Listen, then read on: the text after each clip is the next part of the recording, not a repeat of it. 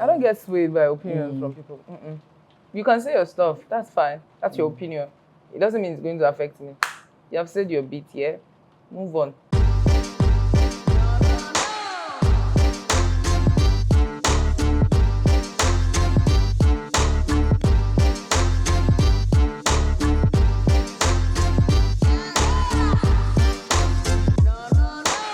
Hi, you're welcome to the Bodied and Mindful podcast, and I am your host, Nikki Dibbles. And today I have. My name is Lilian Patrick. I'm a TV presenter, makeup enthusiast, beauty influencer, an actor on the side. So yeah. B29. What do we do now? So, what was it like growing up for you? Growing up was pretty chill for me, really. I had like the chillest. It wasn't epic. It wasn't all of that. Because I stayed with my grandma for the best part of my young age. Yeah, childhood. I think I say eight then. I stayed with her for like 4 years. Why was that? It's like a thing in our house, in my house. So I think my other sister went first, then I did, then my other sister did too. So it was like. So what was it like? A rotation. What was it like living apart from your? Were you living apart from them for several months, or you still got to see them in those years? Oh yeah, anytime they visit, because they visit during December. So an entire year you don't see your family. Yeah. And it didn't impact you in any way. It didn't affect you. Staying with my grandma was actually very interesting, really. It wasn't much. My grandma is the sweetest. God bless her soul.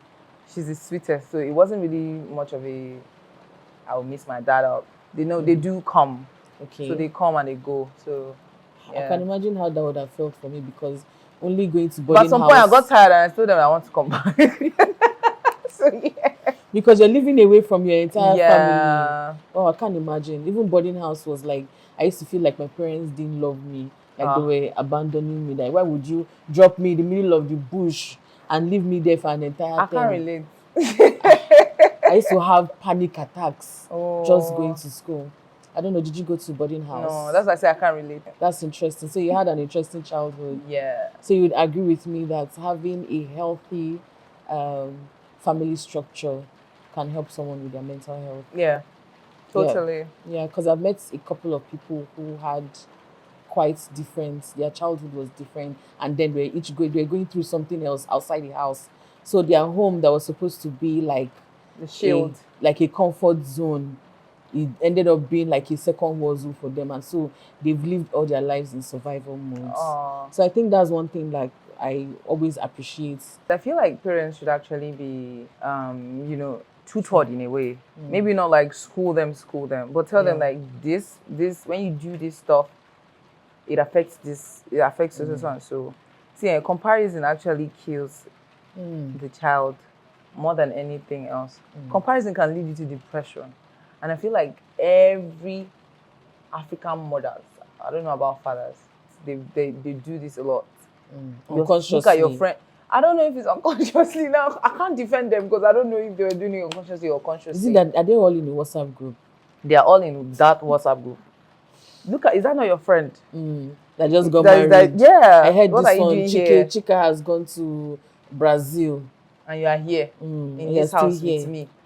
You're not making any use of your life. If you see what comparison has done to a lot of people, it has actually, most people actually died from this whole comparison stuff. Because it leads you to depression. And you start doubting yourself, start thinking about, yeah, that's actually true. What am I doing in my life? That's you thinking suicidal now. I feel like from my own experience, it's not just comparison. I feel like there are so many different things that lead to comparison. You have to be at a level of conscious mental state to know that if someone is comparing you to someone, you shouldn't feel bad about it. But unfortunately, we are in a society and we are in a tech age where social media, everything is everywhere. Everything is packaged, and it can make you feel like you're not doing enough with your life. It can make you feel like you won't. I've done that unconsciously. I didn't even know. I had to, when I realized that, I had to take some time off social media to reset myself and, I don't know, find myself, because you will see that you won't even know. You will see that it's already affecting your self-worth. Yeah. You start unconsciously, and you know, sometimes what you say to yourself unconsciously, it even sinks faster than when someone has a Yeah. wrong opinion About you. of you. So comparison is very crazy. It is. I know that me being a big person, most people think that body positivity is only refers to when someone is obese.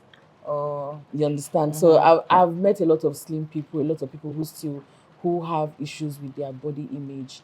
Have you ever been through that phase where you were not comfortable, you didn't feel confident In my body. in your body, and it maybe affected the way you saw yourself? Maybe during my teenage, when I was in secondary school, maybe then. But Okay. growing up, Was it from outside forces or from yeah. It was from the home? from schoolmates and all of that. Like, how can you share what the experience was like? How did it impact you, and how long did it take you to get out? So if you look at me, right, I have like everything on my body is big. Yeah, you're not. I don't think you're big though. No, like when it comes to like structure, everything is Yeah, big. I have big lips. I have big nose. I don't know. My eyes are big though. I don't know. And then I have big bones. I was like really huge, and so anytime I go past schoolmates and all of that, they either say one thing or two about these features that I mentioned. So yeah, it kind of like affected me a lot, but it didn't lead me to that depression state. It just made me sad for a couple of while, but then growing up kind of like helped me, shaped me into who I am, because we see a lot of people doing lip fillers and all of that, and I you hear have about like the that. perfect lips, and you hear about it. I'm like, okay, so waiting this insult for? Why am I being? What's going on? Take a good look at me. Take a good look at me. Have you seen People me? are paying millions now To get what I have to naturally. get what I have naturally. And yes, they still, if you see my comment section, the kind of comments that I get is, there's some people that appreciate my body, which I also appreciate. And some people, I'm not their cup of tea. And I can understand that. But you know, people going all the way to insulting me, saying nasty things that I can't even mention here. My DM is even worse. I have persons who would use fake accounts. They would use fake accounts, and they would just come and use the vomit emoji and send it to me. Some would just say, "You dirty stinking pig." You know, people just what? I'm telling you, they just out of nowhere, unprovoked. You don't know who I am. I mean, so at first, these things got to me. Right. I'm like, I did. What was my crime? What did I do to you? I didn't. You don't even know me before. And then I started feeling bad, and I realized that, you know, unconsciously, I was seeing myself that way.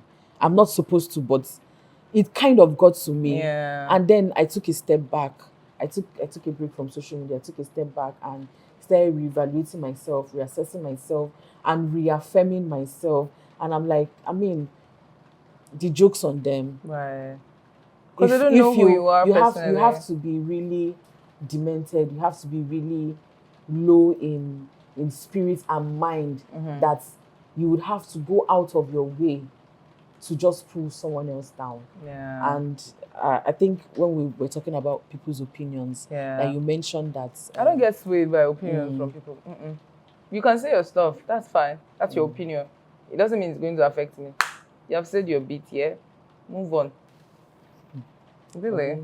That's it. Opinions. Your opinions are not going to pay your bills, are they? It won't, actually. So speaking about your career, Lilian is an amazing makeup artist. If you're not following her on TikTok, thank you. That's why I see most of her videos, and it just used to make me feel like I'm not doing anything useful with my life. So you're familiar with expressing yourself. Yeah. So can you tell us, how has your relationship with your body and your appearance, how has it evolved over time?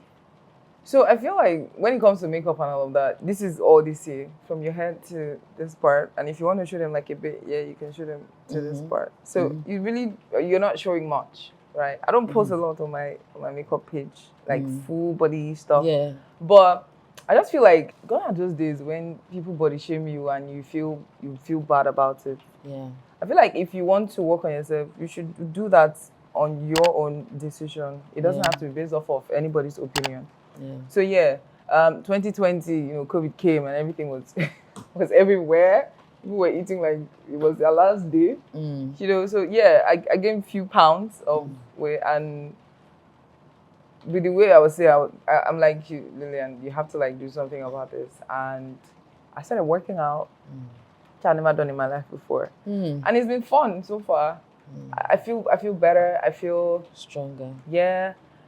But that, I'm not saying the trolls are actually the reason why I did this. I realized it myself, and I'm like, okay, I feel like if I do this, I'll be better. I'll do better. Yeah, right? To make you stronger. Yeah. Make you last. Yeah, and healthy too. So that was why I actually took it upon myself to start working out, which is where we are right now. But yeah, you would see a lot of things when it comes to makeup, most especially. We all pray for virality when it comes to our content, so that you'd actually get jobs from brands and all of that. But what you don't know about virality is that the trolls are actually more than the people seeing it. Yeah, because I've had a situation whereby I did a content that has to do with like slimming your nose contour. Yeah.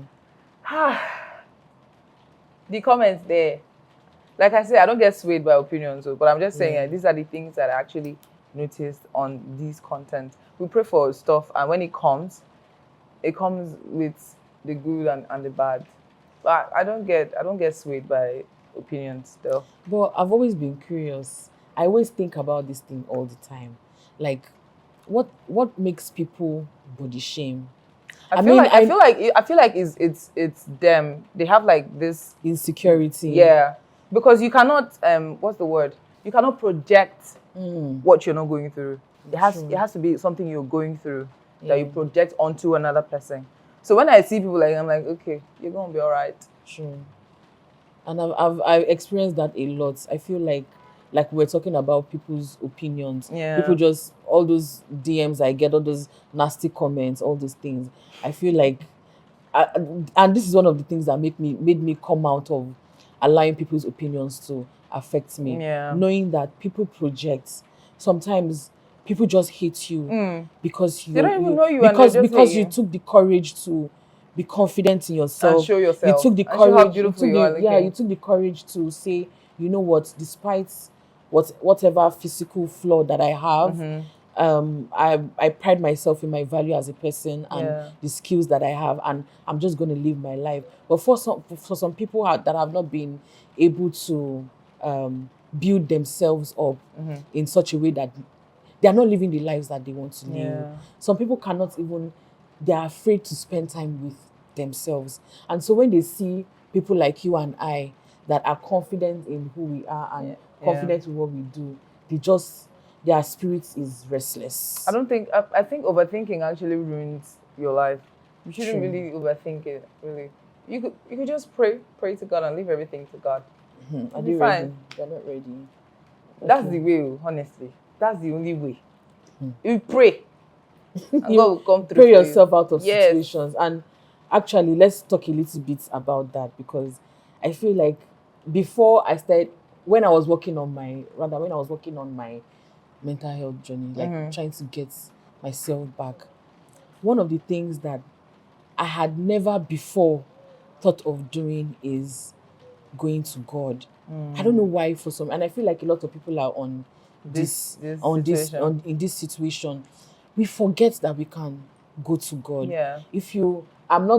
I can't remember every Bible verse now. Yeah. But I can tell you for a fact that in God is fullness of joy. I mean, when you're in the presence of God, on a more serious note, like that's when I feel the most at peace. Like confidence to anything that you're going through, your emotions, your mental, financial, there's nothing that God cannot do. There's nothing that you cannot solve in your life from the Word of God. So if you find yourself like that, you're constantly shaming people, somebody's progress or somebody's vibe is making your spirit restless, then just go Ask to God. God.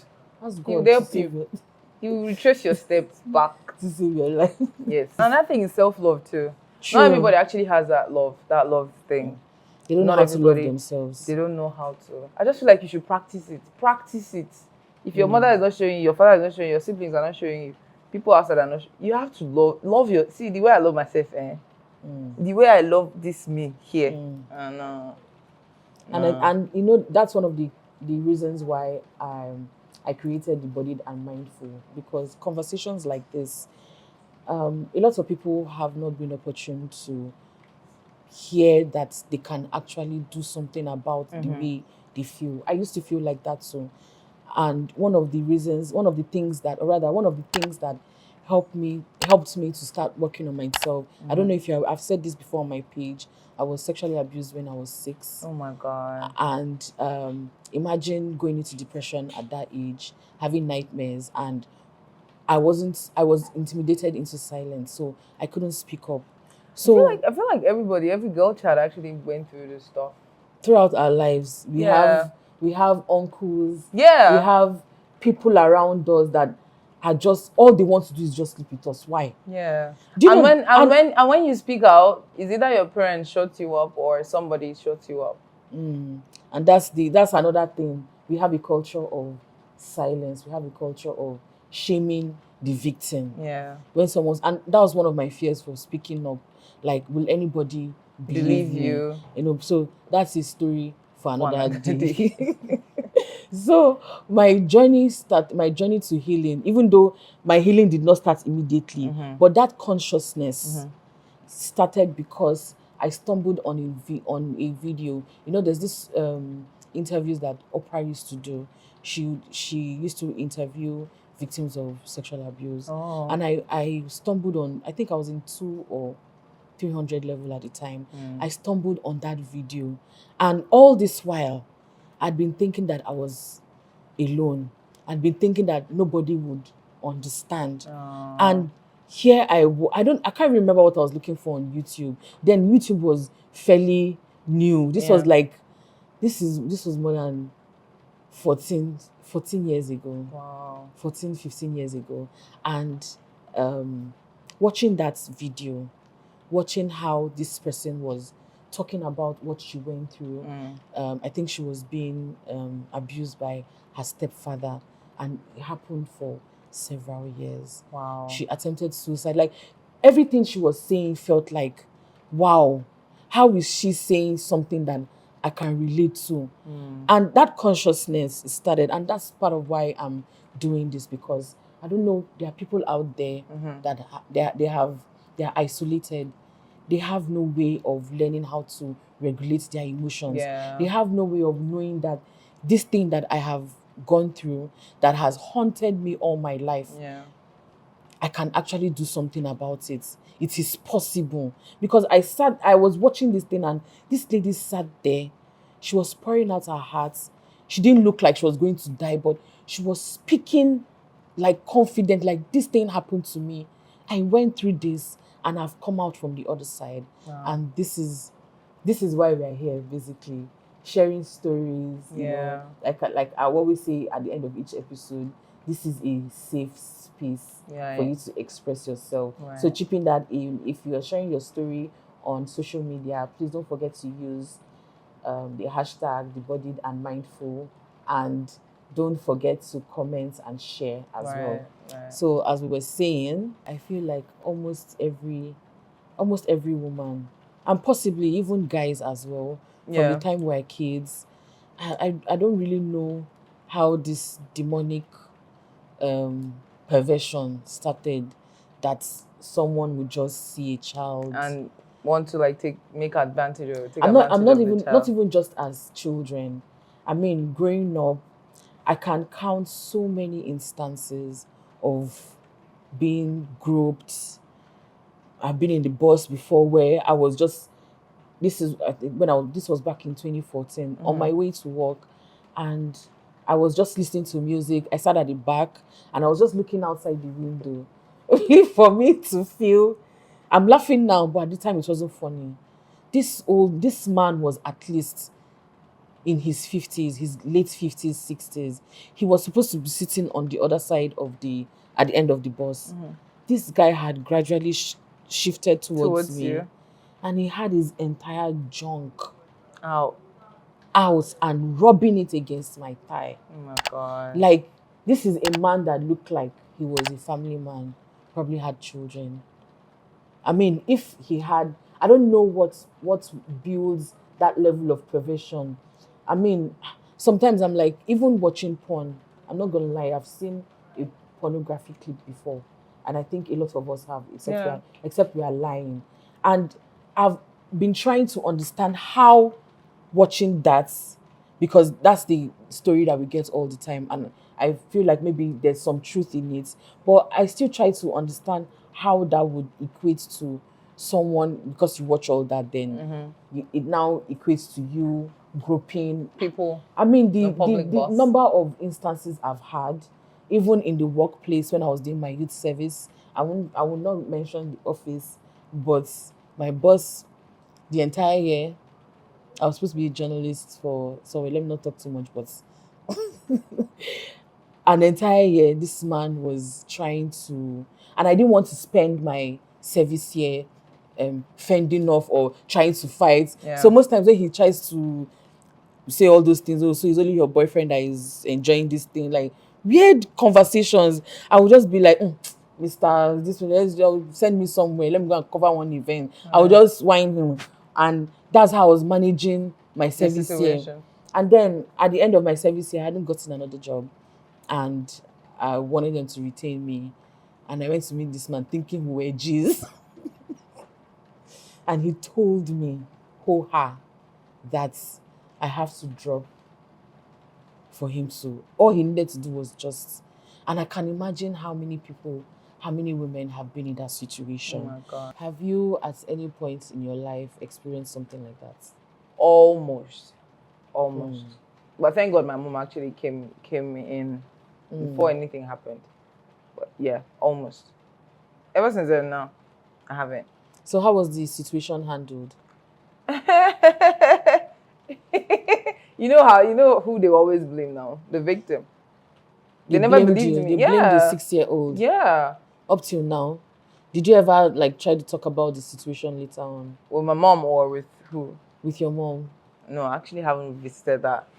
But I find it weird that, I don't know if maybe now parents are doing it, but I don't know why most people don't talk about sexual abuse with their parents. Because they feel like they won't believe them now. And that was what happened to me. Exactly what happened to me. I felt like nobody would believe me. And like I said, that's a story for another day. Because we're not going to live here if you keep talking about it. But basically, almost every woman has And men experienced, too. And almost everyone has experienced something like this. And I believe that's why a lot of young girls these days, they have this mentality of when a man talks to them, you have to drop. Because imagine going through life from the age of 5, 6, if it's not one uncle that is trying to touch you, if it's not one of your dad's friend or your brother's friend or your neighbor, everybody is almost like, at some point in my life I felt like, what did I do to deserve all this? I'm not kidding. I have so many instances, even extended family members, while I'm sleeping. I mean, so many instances, and I started feeling like maybe I'm the problem. You know? Yeah, sometimes it gets to a point where you start doubting yourself. And then you start dating as a young woman, maybe a guy professes love, I love you, I love this and love, and then eventually you give in, and he has had his way and he's done with you. Yeah. And then you keep experiencing that over and over again. That's why I feel like that's one of the reasons why young girls these days build. Because you see, I'm a young girl, I'm a young girl, I'm single, you're married, and you're coming and then you're coming to meet me and you're saying, oh, I love you. I'm like, okay, drop money. Because you're married. You're never ever going to take me seriously. There's no romance without finance. There's no romance. It's true, shy. Put your money where your mouth Yeah. is. I'm just kidding, though. But not for me. I'm not saying, obviously, I'm at that point in my life where it's not like money is the main thing. Yeah, it's a key thing. It's not the key thing. I mean, but it helps if you have, a good job or you have a business, because if the both of us are struggling, the love is not going to be sweet. Have you ever been in a toxic friendship or relationship? No, I have never. So I know the media is saturated with stories upon stories, instances upon instances, and I'm sure you've thought to yourself that if it was me that was in this situation. So what's your take on it? And God forbid you find yourself in that situation. The people that say, would you rather be happy in a keke or cry in a Range Rover? And they pick Range Rover. How do you guys do it? So? And a lot of people actually say, if he doesn't beat me, he doesn't love me. So he has to beat you for you to know that he loves you. That's trauma. I feel like that's trauma. I feel like these kind of people, before they come out of this mentality, it's going to take a while. A whole while. I've never experienced toxic relationships, so I don't know if I have never. Okay, so what's your take on the people who remain in that kind of relationship? So I feel like they're actually there for whatever they are gaining from it. Yeah. And they can't admit it to themselves. They rather just say he loves me, that's why he's doing this to me. So you say the same thing with people who choose to stay in domestic violence, like stay with a husband. This one is different now. This one, you could literally just say, what would happen to, what would people say? You see what would people say they cause, You don't need a lot of women I don't enter fishing, no best. No, please express yourself. You don't need a lot of women into death, battered personality, different situations, honestly. My mom used to tell me that I am too sympathetic. I don't know, maybe because of my own experience. I know where I'm coming from, trust me. I was knee-deep into depression. I used to have nightmares about what happened to me for more than 20 years of my life. So I feel like people who get into, and I've almost, allowed myself to be with a narcissist before. But unfortunately for him, I had gotten to that point in my life where I told myself that, you know what, no matter what happens, I'm never going to associate myself with a man who's not going to love me truly. Yeah. Because I know how my dad treated my mom. I know what their relationship was like. And I allowed myself to be in relationships where I didn't feel valued. Why am I here? Right. You're not treating me well. Every time I'm excited to see you, but when I see you, the excitement only lasts for 1, 2, 3 hours, and then the rest of the time I feel like why are you here?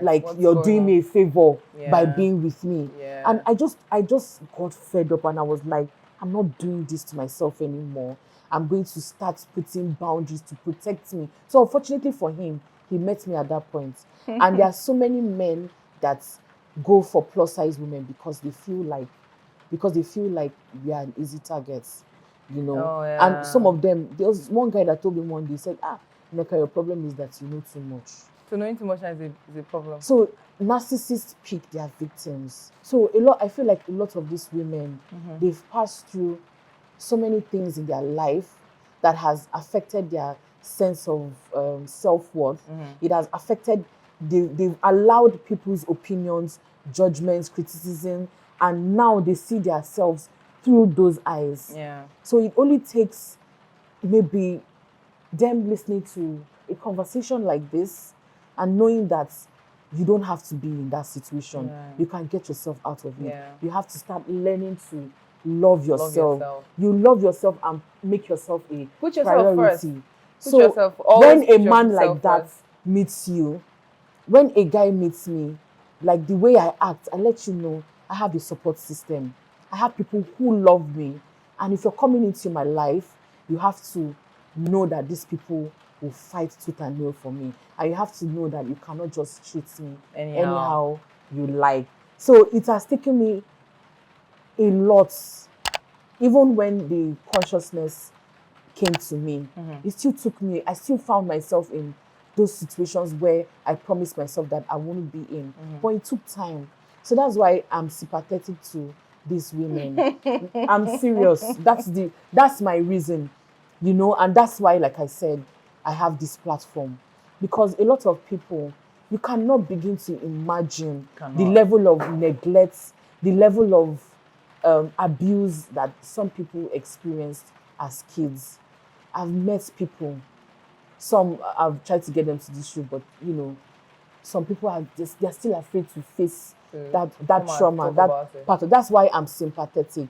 And that's why a lot of narcissists, what they do first to women like this is they find a way to cut off the little support system that they feel you may have, because they need to control somebody, dominate you, to feel good about themselves. Because a narcissist, believe it or not, too, has baggage. Yeah, they have trauma. They don't know.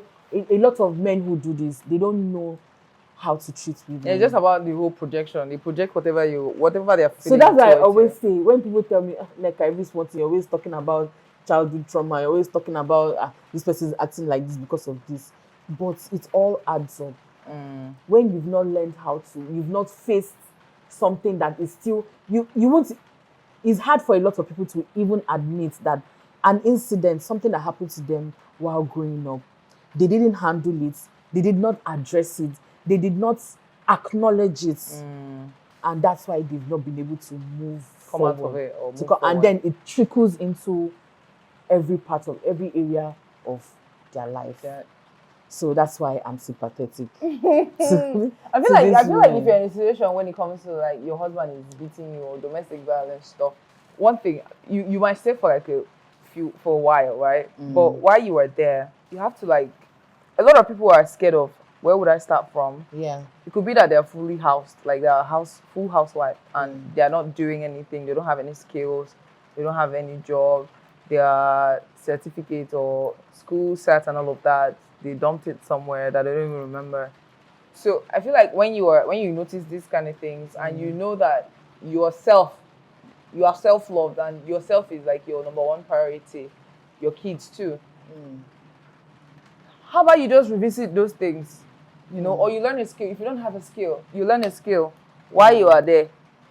But you know that they don't know that they can. I don't know how to help you. No, but seriously, there was a time in my life where, like, not too long ago. You're married? I'm not married. Or you were in a domestic violence? No, not in the domestic. I'm just speaking generally, like their mental states, because you have to understand that a lot of people who stay in relationships like this, and this is why I'm sympathetic. Even though I know there are instances where you advise them and advise. Some would, I don't want to use the word stupid, but they will just they just decided. But there was a time in my life when I just accepted the list. And it was the period. No, it's true. It was that's why I say I'm sympathetic, because again, my sense of self-worth was down. My mental state at that time was in shambles. And at that time in my life, I didn't really see, except for those YouTube videos that I started watching, I hadn't really seen people talk about their feelings, how they feel. And I don't know. It just, their mental states at that time that they are with those people, those narcissists, those people have worked on them so much that they can't get out of it. So, but if you're watching this and you find yourself in a situation, a relationship, or a marriage where you're not sure of yourself, you can just start from anywhere. You can leave. You can instead leave. Of ending up in a body bag. You can leave. Is that how you want to live the rest of your life? These are the questions I ask. Self-assessments. There are so many people that don't self-assess. I never used to self-assess. It was only when I started self-assessing and I started talking to God, which is a key point here. I started self-assessing and talking to God, and God started opening my eyes to my own bullshit. I started gaining clarity. And sometimes when I learn new things, some of the nonsense that I do, that I allowed myself, allow my situations I put myself in, I'll be like, hey, Obara Jesus. I'm like, why? But I had to learn to be kind to myself. Yeah. I had to learn to, so again, that's why I'm sympathetic. So Lilian, share with us, what advice would you give to people who are struggling with their self-image and their mental health? So I'd say there are a few things you can actually do. You can surround yourself with people that actually love you. It could be your friends, it could be your family members, and also reading books too that are targeting this stuff that you are lacking would help you too. Yeah, and like you said, all these self-help books. Yeah, self-help books. Yeah. Like you said, you saw saw the video of Oprah off of YouTube, and that kind of helped you. Yeah, I come became out so of it. obsessed. I became so obsessed with those videos, and those videos truly opened my eyes, and they've led me to where we had to be. So, so if you surround yourself with people that loves you, I feel like you loving yourself would actually grow. And read books too. It will help impact your mental health. Now, watching YouTube videos like the ones that she saw on YouTube would actually help you too. Now, when it comes to media and the makeup artist space, now if it helps, what was the question again? Okay. The question I wanted to ask was, how do you think the beauty and entertainment industry can help to promote body positivity and inclusivity in everything that they do? So I don't know if there's any like a seminar program going on now, but I feel like if they actually focus more on having like workshops, seminars that are targeting situations like this, I feel like it's actually going to be like a big deal, really. This is the question I ask all my guests. Sure. I believe in the power of affirmations. And do you? Is this something that I don't know, man. Do you know? I don't know why I'm always so surprised when somebody reacts that way, because I used to think like I have a friend that actually she's like big on it. I am big on it. She's big on it. I'm like, what is this you say? Affirmation again. Affirm yourself, when you're feeling down. So how do you? I mean, a lot of things happen to us in life. There'll be days where you wake up. Is that day that the shoe you want to wear going out to spoil? Is that day that they'll call you that maybe you paid, maybe you let's say you're a business owner, you paid for some shipments and they got lost? Is that day that this one, you hear one story, grandma swallowed the razor, and it's like you're just overwhelmed, and then you still have to find a way to function because you still have to go to work. So a lot of people actually handle stress. You're talking about stress now and how you handle it. Yeah. Me, I don't stress. So if the house is burning now, I cannot stress. So I don't know how I do it though, but I don't stress. I just want myself calm. And all I say in my mind is, this is going to pass. It is going to pass. But do you know that that's kind of like an affirmation? Yes. That's why I laugh. I'm like, I don't really... Like you talk to yourself. Like I do actually. Those are actually words of... There are no set words of affirmation. For me, my affirmation in a particular day may be like when I'm feeling overwhelmed with everything, I'm just confused.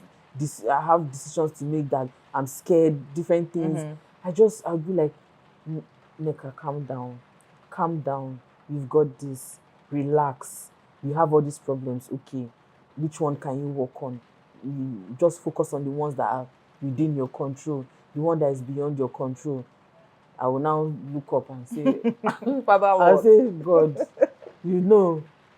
just how you do it now. Just come through. Just take control. And somehow, even though I'm still in the midst of the chaos or whatever, somehow I can just still make something out of my day instead of wallowing in that situation. So I have friends that actually say, how do you do this? Because I've seen you like in situations like this and you're always calm. I'm like, if I stress, nobody say the thing will change. If I no stress, it's still going to be the same way. Yeah. You just have to put yourself forward and bring God into it. Everything is going to be all right. We're going to be all right. My last guest, I said the way she deals with situation like that. Can you guess? What? She just Sleep. sleep 10 hours, 12 hours. She just sleep.